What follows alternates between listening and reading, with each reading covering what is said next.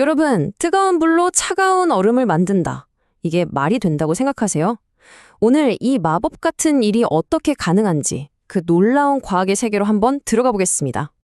네, 진짜 모순처럼 들리는 질문이죠.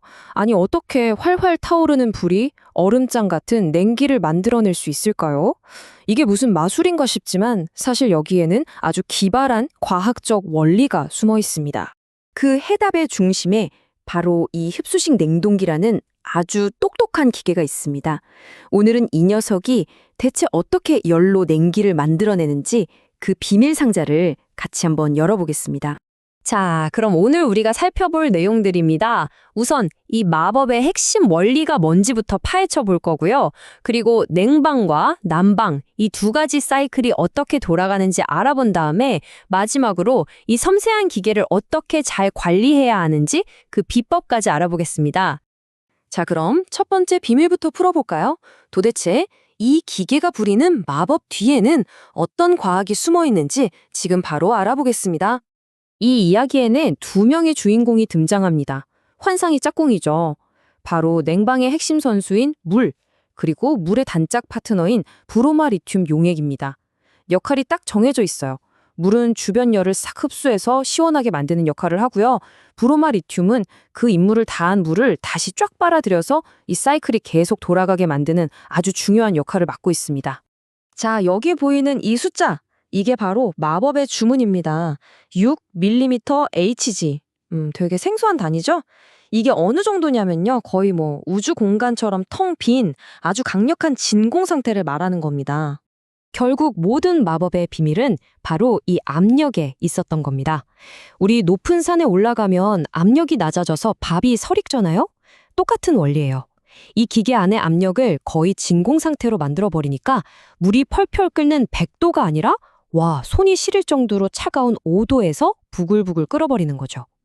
그리고 바로 이때 물이 낮은 온도에서 증발하면서 주변의 열을 몽땅 빼앗아 가니까 시원한 냉기가 만들어지는 겁니다. 와, 진짜 기발하지 않나요? 자, 그럼 이 놀라운 원리가 실제 기계 안에서는 어떻게 쉴 새 없이 돌아가는지 그 4단계 여정을 지금부터 함께 따라가 보시죠. 자, 이 4단계 여정 한번 따라가 볼까요? 첫 번째, 증발 단계입니다. 증발기에서 물이 5도에서 끓으면서 주변 열을 뺏어서 시원한 냉수를 만들어요. 두 번째는 흡수.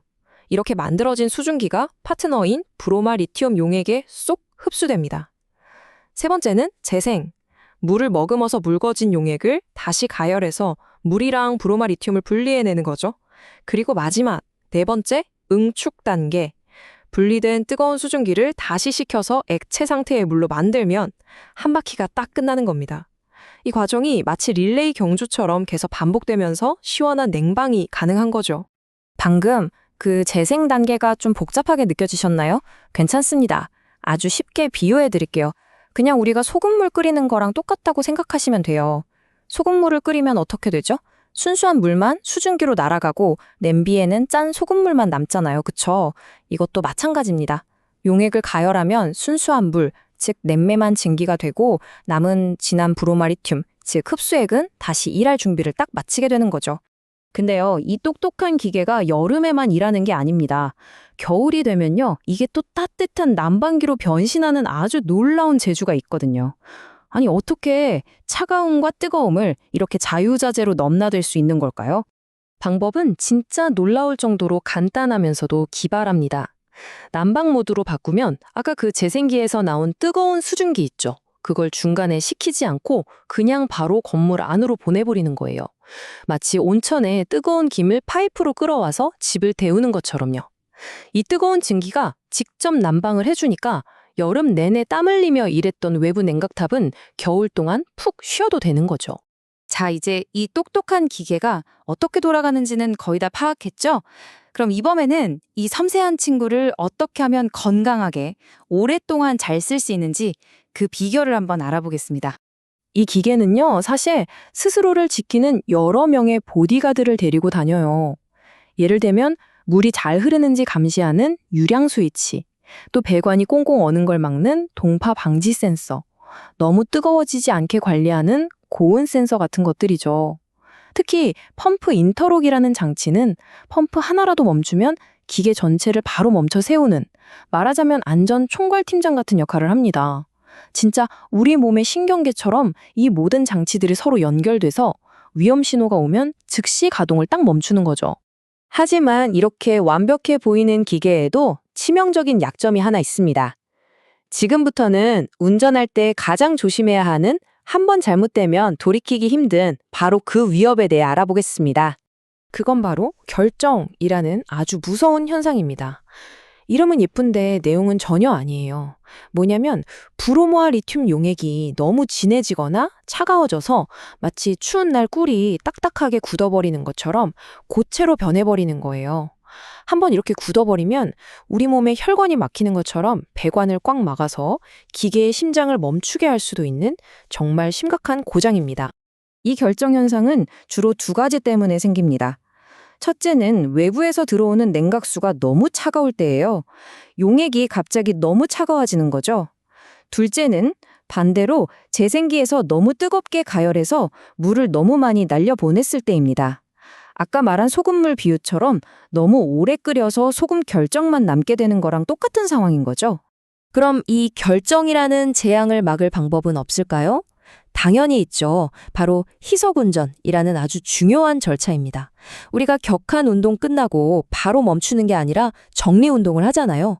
그거랑 똑같아요. 먼저 가열을 멈춥니다. 하지만 펌프는 한 15분에서 20분 정도 더 돌려주는 거예요. 왜냐고요? 바로 이 시간 동안 냉매인 물이 흡수액이랑 골고루 섞이면서 용액의 농도를 안전한 수준까지 묽게 만들어주기 때문입니다. 이 중요한 정리 운동을 꼭 해줘야만 기계가 다음 날에도 문제없이 다시 일어날 수 있는 거죠. 정리하자면 이 흡수식 냉동기는 한 손에는 불을 들고 다른 손으로는 얼음을 만들어내는 말 그대로 화학 마법사와 같습니다. 하지만 동시에 아주 정밀한 균형을 요구하는 섬세한 예술가이기도 하다는 점 잊으면 안 되겠죠? 자, 마지막으로 이런 생각을 한번 해보면 어떨까요? 공장에서 그냥 버려지는 뜨거운 열이나 우리 머리 위에서 쨍쨍 내리쬐는 태양열, 이런 걸로 시원한 에어컨을 돌릴 수 있다면요. 전기를 거의 쓰지 않는 이 오래된 기술이 어쩌면 에너지 효율을 외치는 지금 시대에 우리의 지속 가능한 미래를 여는 가장 뜨거운 열쇠가 될 수 있지 않을까요?